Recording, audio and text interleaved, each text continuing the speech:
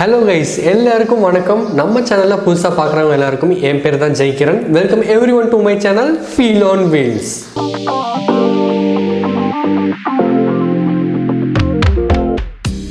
So guys, நமக்கு பிடிச்ச cycle, நமக்கு பிடிச்ச கலரில், நமக்கு ஏற்ற டயர் சைஸில், தென் அது மட்டும் இல்லாமல் அக்சசரிஸ், ஹெல்மெட்டு, கண்ணாடின்னு சொல்லிட்டு எல்லாமே வாங்கி வச்சுருப்போம். ஸோ ஈகராக எப்படா சைக்கிளிங் பண்ணலாம் அப்படின்னு சொல்லி வெயிட் பண்ணிட்டு இருப்போம். ஒரு சிலவங்க ப்ரோ நல்லா சைக்கிள் வாங்கி ஓட்டிகிட்டே வந்துட்டேன் ப்ரோன்னு சொல்லி ஒரு கேட்டகரி பீப்புள்ஸ் இருப்பீங்க. ஒரு சிலவங்க நான் வந்து சைக்கிள் புக் பண்ணியிருக்கேன் ப்ரோ, இனி 1 month ஆகும்னு சொல்லிட்டாங்க வரதுக்கு, ஐ எம் வெயிட்டிங் ப்ரோ, ரொம்ப எக்ஸைட்டடாக இருக்குன்னு சொல்லிட்டு ஒரு கேட்டகரி பீப்புள்ஸ் இருப்பீங்க. இது கிட்டத்தட்ட நம்ம ஸ்கூல் டேஸ் மாதிரியே இருக்குல்ல கைஸ். அதாவது நம்ம வந்து இந்த சென்ட் வாஸ் அடிக்கிற அந்த ரப்பரு, ஸ்கேலு, பென்சிலு, லேபிளு, அந்த பைண்டிங் பண்ண புக்ஸ், ஷூஸ் எல்லாம் வந்து வாங்கி எப்போ இதை ஈகராக யூஸ் பண்ணுவோம், நம்மளோட ஃப்ரெண்ட்ஸுக்கு எப்படா இதெல்லாம் போய் காமிப்போம்னு சொல்லிட்டு அவ்வளோ ஈகராக வெயிட் பண்ணிட்டு இருப்போம். என்னை பொறுத்த வரைக்கும் இது ரெண்டு சிச்சுவேஷனுக்குமே வந்து ஒரே மாதிரி ஃபீலிங்ஸை தான் கொடுக்குதுன்னு நான் நினைக்கிறேன். ஸோ இப்போ இந்த சிச்சுவேஷனுக்கு ஏற்ற மாதிரி தான் இன்னைக்கு நம்ம இந்த வீடியோ பார்க்க போகிறோம். பிகினர் லெவல் வீடியோ தான் இது. அதாவது என்னன்னா, நம்ம சைக்கிள் வாங்கினதுக்கு அப்புறம் என்னெல்லாம் விஷயத்தை கன்சிடர் பண்ணிக்கணும், எப்படி வந்து சைக்கிளிங்கை ஸ்டார்ட் பண்ணணும் அப்படிங்கிறத பற்றி தாங்க நம்ம பார்க்க போகிறோம். கண்டிப்பாக இது உங்களுக்கு யூஸ்ஃபுல்லாக இருக்கும். ஸோ அதுக்கு முன்னால் ஒரு சைக்கிளிங் பற்றி ஒரு முக்கியமான விஷயத்தை பற்றி நான் சொல்லணுங்க. இது நான் ஏன் இங்கே இதை சொல்றதுக்கு காரணம்னு பார்த்தீங்கன்னா, சைக்கிளிங்கோட ஹெல்த் பெனிஃபிட்ஸாக இருக்கட்டும், நீங்கள் என்ன பர்பஸுக்காக சைக்கிளிங் பண்ணுறீங்களோ அது உங்களுக்கு கிடைக்கணும் அப்படின்னா கரெக்டான அண்டர்ஸ்டாண்டிங் வந்து நமக்கு இருக்கணுங்க. சப்போஸ் அந்த அண்டர்ஸ்டாண்டிங் நமக்கு இல்லைன்னு வைங்களேன், பண்ண விஷயத்தையே திருப்பி திருப்பி பண்ணிட்டு இருக்கோம், என்னடா இது இவ்வளோ தான் சைக்கிளிங்க அப்படின்னு சொல்லிட்டு அதை வந்து ஒரு அழுத்து போன மாதிரி ஆகி சீக்கிரமாக அதுலேருந்து குவிட் ஆகி வந்துடுவோம். ஸோ அந்த அண்டர்ஸ்டாண்டிங்கை வந்து கிரியேட் பண்ணி விடுறதுக்கு இந்த பிகினர் லெவல் டிப்ஸ் வந்து ஹெல்ப்ஃபுல்லாக இருக்கும்னு சொல்லி நான் நம்புறேன். ஸோ சைக்கிளிங் அப்படிங்கிறது மற்ற பேஷன் மாதிரி கிடையாதுங்க. மற்ற பேஷன்னா நான் வந்து அவங்கள கம்மி பண்ணியெல்லாம் சொல்லலாம், அதுக்கும் வந்து ஹை ரிஸ்க் இருக்கு, ஹையான சேலஞ்சும் இருக்கு. பட் ப்ரிஃபரன்சஸ் சொல்லி ஒரு சில விஷயம் இருக்குங்க. இன்கேஸ் நீங்க வந்து கார்லயோ பைக்லயோ டிராவல் பண்றீங்க அப்படின்னா, எது ஹெட்விண்ட் அடிச்சாலும் ஒரு பிரச்சனையும் கிடையாது, டெயில் விண்ட் அடிச்சாலும் ஒரு பாதரேஷனும் கிடையாது. நீங்க வந்து சாப்பிட போறீங்க ஒரு இடத்துல வந்து ஒரு டைமுக்கு நீங்க ஒரு ஊருக்கு போய் நிக்கிறீங்க, அங்க எனக்கு ஃபுட்டு சரியில்லைன்னா கூட ஒரு ஹாஃப் அன் ஹவர்ல ஒரு 10 minutesல இனி அடுத்த ஒரு நல்ல ஹோட்டலோ இல்ல நல்ல பிளேஸ்லயே நம்ம போய் டிஸ்டன்ஸ் கவர் பண்ணி சாப்பிட்டுக்கலாம்னு சொல்லிட்டு ஒரு பிளான் வச்சிருப்பீங்க. 12 மணிக்கு சாப்பிட வேண்டிய ஃபுட்டை நீங்க 1 மணிக்கு சாப்பிட்டாலும் சரி, 2 மணிக்கு சாப்பிட்டாலும் சரி, நோ இஷ்யூஸ். அப்படி சாப்பிட்ற ஃபுட்டு ஹெல்த்தியான ஃபுட்டாக இருந்தாலும் நோ இஷ்யூஸ், சாட் ஐட்டம்ஸாக இருந்தாலும் நோ இஷ்யூஸுங்க.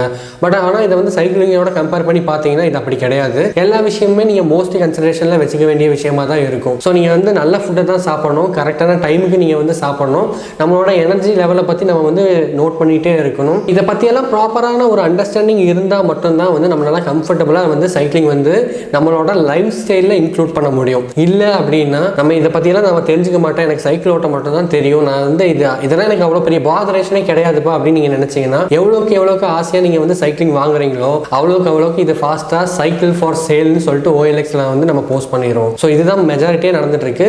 மேக்ஸிமம் வந்து அவங்களோட லைஃப் கமிட்மெண்ட்ஸ் வந்து இன்னும் ஜாஸ்தியாகும் போது இது கண்டினியூ பண்ண முடியலன்னு நினச்சி அவங்க விடுறாங்களே தவிர, நம்ம ட்ரை பண்ணால் முடியும். பட் அப்படி ஒரு டக்குன்னு ஒரு டெசிஷன் எடுத்து இந்த பேஷன்லேருந்து குவிட்டாயே போயிடுவாங்க. கிளைமேட்டிக் கண்டிஷனை பற்றி, உங்களோட ஹெல்த்தை பற்றி, இந்த ஹெல்த் வந்து சஸ்டைன் ஆகணும்னா என்ன ஃபுட்டை நீங்கள் வந்து சாப்பிடணும், சைக்கிளை வந்து நல்லபடியாக ஓட்டணும்னா எப்படியெல்லாம் பார்ட்ஸ் இருக்கு, இதோட மெக்கானிசம் என்னங்கிறத பற்றியும், இந்த மாதிரி எல்லா விஷயத்தை பற்றி நீங்கள் வந்து தெரிஞ்சுக்க வச்சிடும். அப்படிப்பட்ட ஒரு பேஷன்லேருந்து நீங்கள் வந்து தயவு செய்து குவிட்டாகி போயிடாதீங்க.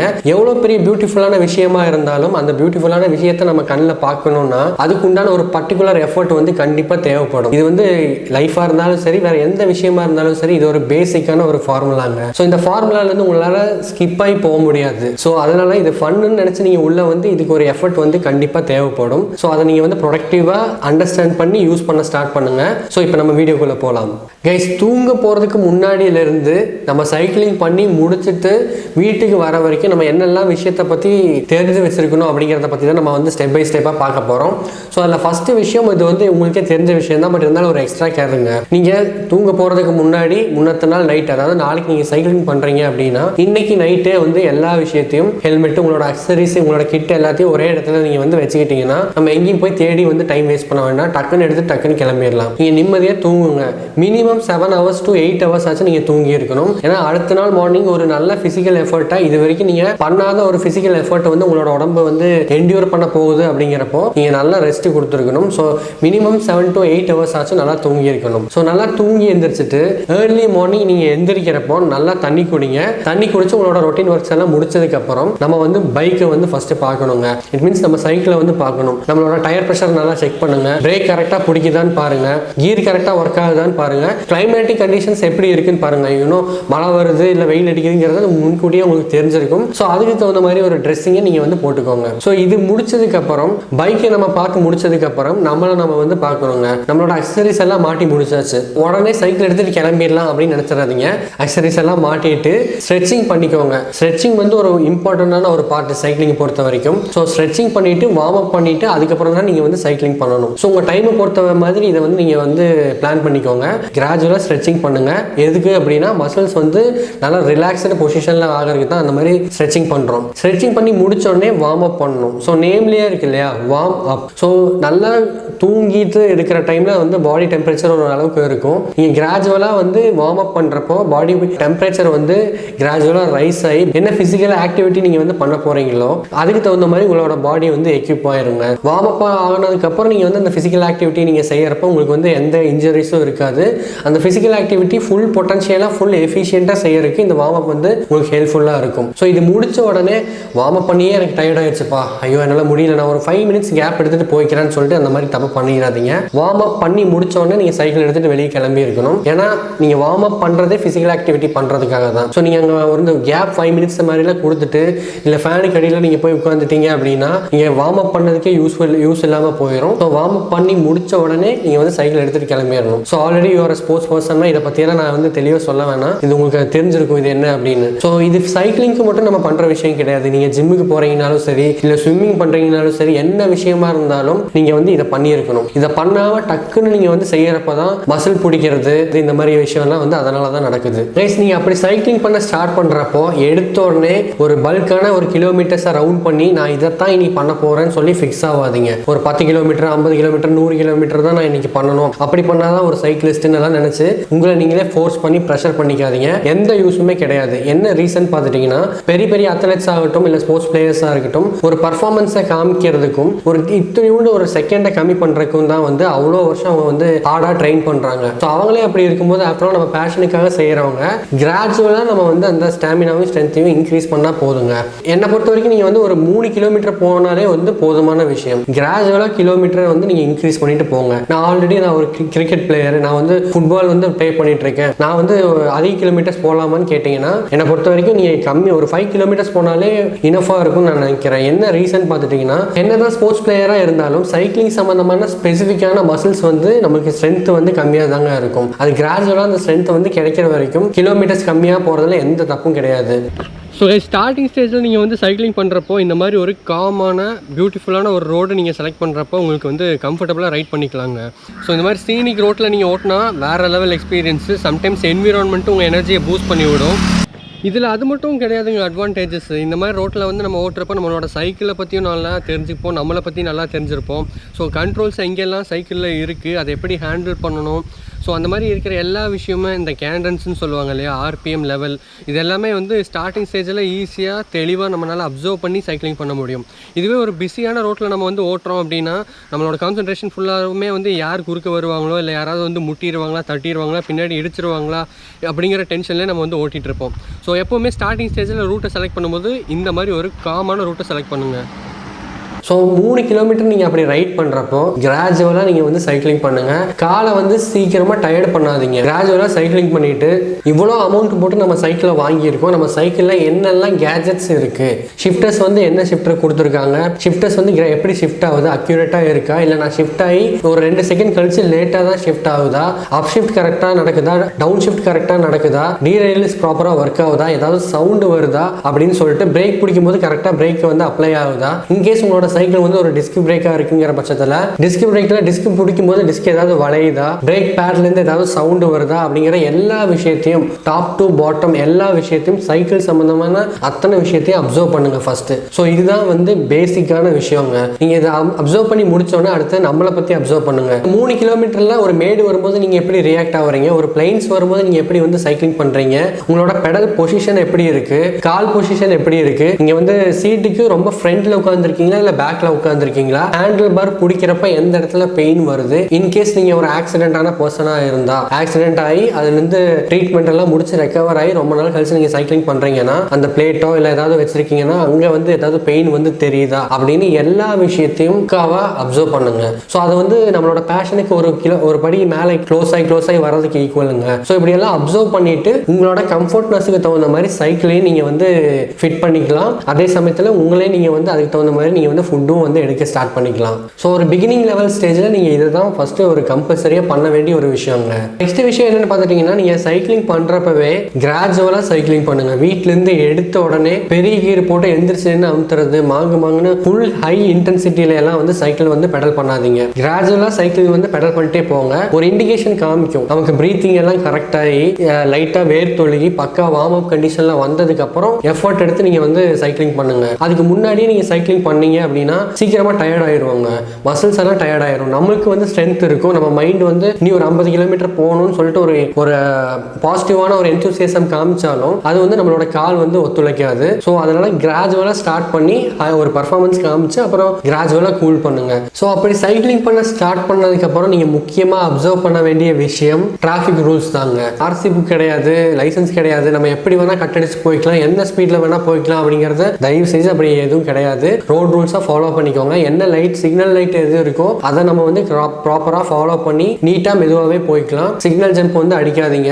சைக்கிளை பொறுத்த வரைக்கும் நம்ம வந்து இனி ஒரு முக்கியமான விஷயம் நம்ம என்ன பார்க்கணும்னா, நம்ம இருக்கோம் அப்படிங்கிறத மற்றவங்களுக்கு கம்யூனிகேட் பண்ணணும். என்னடா லூஸ் மாதிரி ஏதோ சொல்ற அப்படின்னு நீங்க கேட்டீங்கன்னா, நம்ம மற்ற வண்டி கம்பேர் பண்ணி பாருங்களேன். இப்பெல்லாம் டிஆர் லைட்ஸ் வந்து கொடுத்துருக்காங்க, பவர்ஃபுல்லான ஹார்ன்ஸ் இருக்கு. ஸோ தூரத்துல இருந்து ஒரு வண்டி வருதுன்னா நீங்க பிளிங்க் பண்ணி காமிச்சாலே போதும், நம்ம வண்டி வந்துட்டு இருக்குங்கிறது தெரியும். ஹார்ன் அடிச்சாலும் அதே மாதிரி அவங்க அவேர் ஆகிக்குவாங்க. பட் சைக்கிளை பொறுத்த வரைக்கும் இந்த மாதிரி எந்த ஒரு பவர் சப்ளையும் இல்லாதனால நம்ம ரிஃப்ளெக்டிவான ட்ரெஸ்ஸஸ் வியர் பண்றனாலையும் பிளிங்கர்ஸ் யூஸ் பண்றனால மட்டும்தான் வந்து நம்ம இருக்கோம் அப்படிங்கிற விஷயத்த மற்றவங்களுக்கு நம்ம கூட சக ரோட ஷேர் பண்றவங்களுக்கு நம்ம கம்யூனிகேட் பண்ண முடியும்.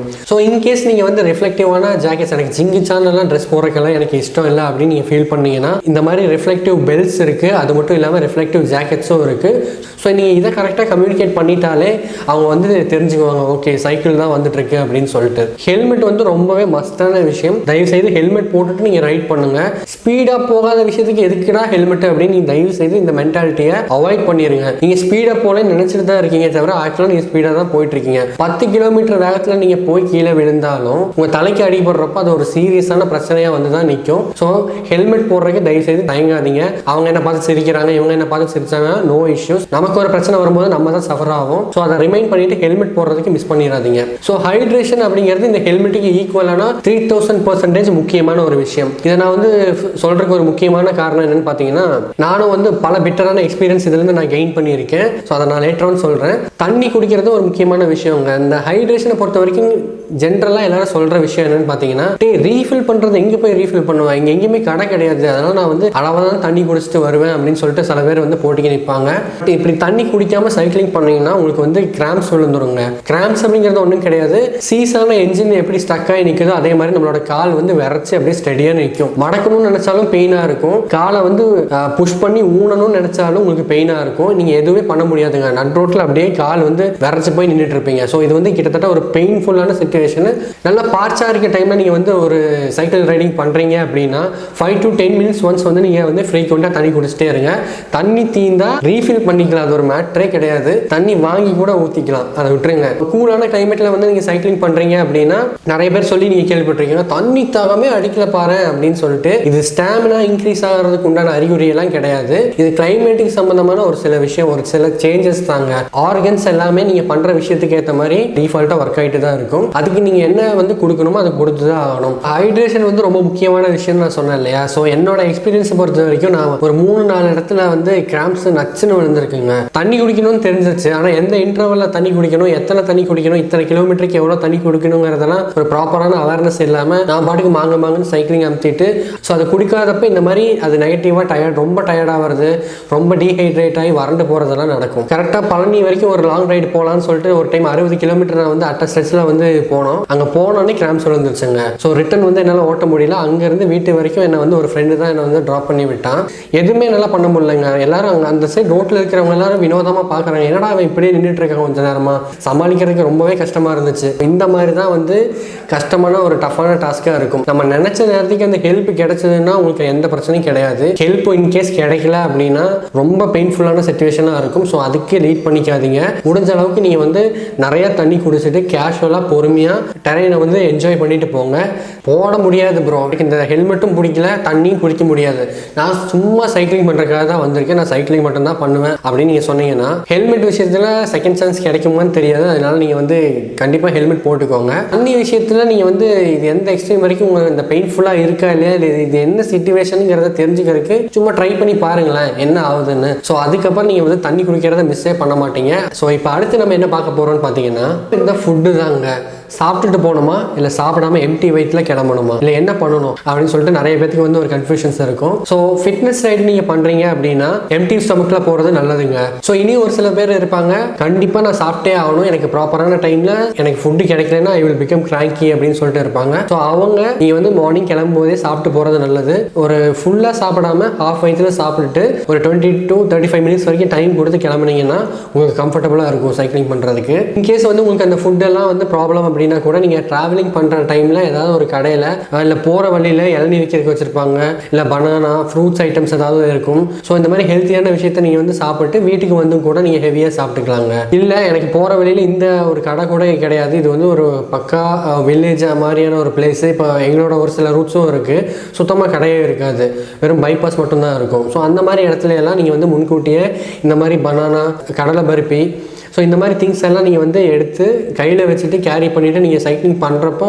சைட் பை சைடாக நீங்கள் சாப்பிட்டீங்கன்னா உங்களுக்கு ஹெல்ப்ஃபுல்லாக இருக்கும். ஸோ ஸ்டார்டிங் ஸ்டேஜில் கிலோமீட்டர் கம்மி அப்படிங்கிறனால இது பெருசாக உங்களுக்கு யூஸ்ஃபுல்லாக இருக்காது. பட் இருந்தாலும் அப்படி ஏதாவது ஒரு எமர்ஜென்சியில் உங்களுக்கு அப்படியே ஒரு ஹைப்போகிளைசிமியா ஒரு மாதிரி கிடினஸ் தான் உங்களுக்கு ஃபீல் ஆகுது அப்படின்னா நீங்கள் இந்த மாதிரி ஃபுட்ஸ் எல்லாம் நீங்கள் வந்து வாங்கி சாப்பிட்டுக்கலாம். இப்படி எல்லா விஷயமுமே ஸ்மூத்தாக நடந்துட்டு இருக்க டைமில் நமக்குன்னு செஞ்சு வச்சவங்க மாதிரி அப்படியே டான்னு வந்து நிற்பாங்க. எங்கேருந்து வந்தாங்க, எதுக்கு வந்தாங்க நமக்கும் தெரியாது, அவங்களுக்கும் தெரியாது, சம்பவமாக வந்து நிற்பாங்க. அது யாருன்னு பார்த்துட்டிங்கன்னா இவங்க தாங்க. இதெல்லாம் ஒரு டாபிக்கா ப்ரோ அப்படின்னு நீங்கள் கேட்டிங்கன்னா கண்டிப்பாக நீங்கள் எந்த சைக்கிளிஸ்ட்டை வந்து நீங்கள் கேட்டிங்கனாலும் சைக்கிளிங் இந்த மாதிரி கிராஜுவலாக பண்ணுறப்போ நாய் துரத்துற சம்பவங்கள் இருக்கும். சைக்கிளிங்கில் நீங்கள் அதெல்லாம் நினச்சா எதுவும் வரி பண்ணிக்க தேவையில்லை. சில டைம் வந்து நாய் நிறைய இடத்துல என்னை துரத்தி இருக்குது.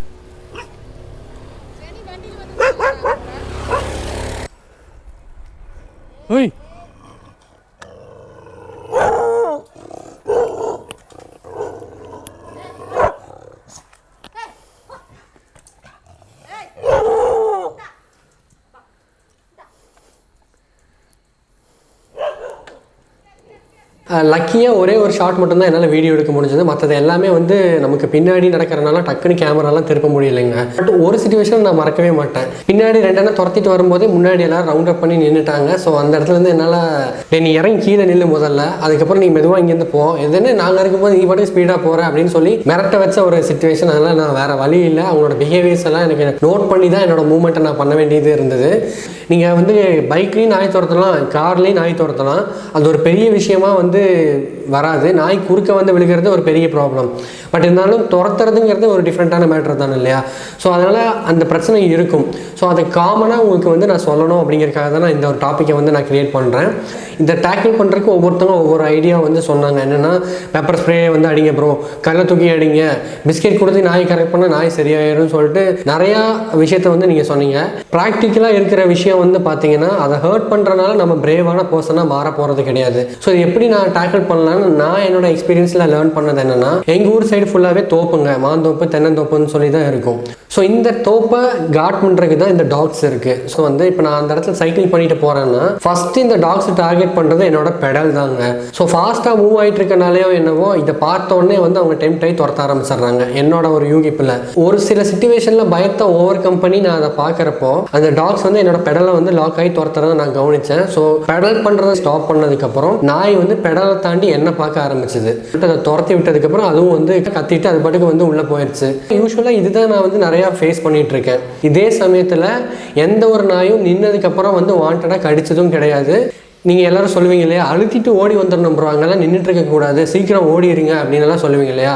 அந்த மாதிரி எஸ்கேப்பிங் சான்ஸ் வந்து எனக்கு கிடைச்சதே கிடையாதுங்க. சொல்கிற மாதிரி ஃபாஸ்ட்டாக அழுத்தினாலும் அது ஒரு நெட்டை குத்தில் ஒரு மேடாக இருக்கும், இல்லை நம்ம அழுத்த ஆரம்பித்த அடுத்த செகண்டே ஒரு ஸ்பீட் பிரேக்கராக இருக்கும், யாராச்சும் குறுக்க வந்துடலாம், இல்லை கண்ணுக்கு தெரியாத பிளைண்ட் கார்னராக இருக்கலாம். ஸோ இந்த மாதிரி ப்ராக்டிக்கல் ப்ராப்ளம் இருக்கனால எனக்கு அந்த சிச்சுவேஷனை ஃபேஸ் பண்ணிட்டு தான் நான் இதை ரைட் பண்ணணுங்கிறனால நான் இதை வந்து லேர்ன் பண்ணிக்கிட்டேன். ஸோ அவங்க பர்சனல் இஷ்யூஸ், இது வந்து பர்சனலான ஒரு கண்ணோட்டத்தில் எப்படி வேணால் மாறலாம். ஸோ இப்போ நான் என்ன சொல்ல வரேன்னா, சைக்கிளில் போகிறப்போ நாய் துரத்துங்க, கொஞ்சம் பார்த்து பத்திரமா ஓட்டிக்கோங்க. இதை பார்த்து நீங்கள் பெருசாக டிமோட்டிவேட் ஆக வேண்டாம், நெகட்டிவாக எதுவும் ஃபீல் பண்ண வேண்டாம், இது இருக்கிறது தான். இப்படியெல்லாம் பல சேலஞ்சஸை நீங்கள் எதிர்கொண்டு சைக்கிளிங் பண்ணிட்டு வந்து முடிச்சதுக்கப்புறம் அப்பாடி நான் போய் தூங்க போகிறேன்டா, இனி நெக்ஸ்ட்டு ரெஸ்ட்டு தான்டா அப்படின்னு சொல்லிட்டு, இல்லை டக்குன்னு ஸ்வெட்டாக அதை கவனிக்காமல் குடிக்கிறதோ தயவுசெய்து வந்து பண்ணாதீங்க. யூஸ்வலான ப்ரொசீஜர் என்னென்னு பார்த்துட்டிங்கன்னா, என்ன ஃபிசிக்கல் ஆக்டிவிட்டீஸாக இருந்தாலும் ஒரு 25 மினிட்ஸ் ரெஸ்ட் கொடுத்துட்டு, ரெஸ்ட் மீன்ஸ் ரெக்கவர் ஆகிறதுக்கு டைம் கொடுத்துட்டு அதுக்கப்புறம் தான் நீங்கள் போய் உங்களோட ரெகுலர் ரொட்டீனாக பண்ணணும். அப்படி என்ன ப்ரோ பண்ணணும், அப்போ இந்த 25 மினிட்ஸ் நீங்கள் என்ன பண்ணணும்னு கேட்டிங்கன்னா, வார்ம் டவுன் பண்ணணுங்க.